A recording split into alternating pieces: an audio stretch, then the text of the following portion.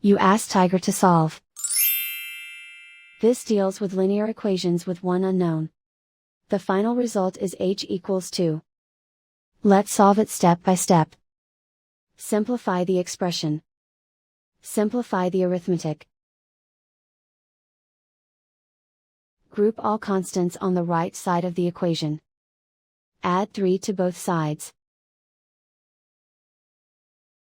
Simplify the arithmetic.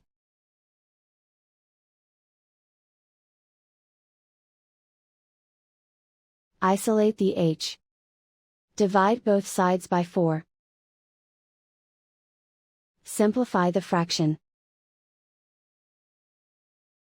Find the greatest common factor of the numerator and denominator. Factor out and cancel the greatest common factor.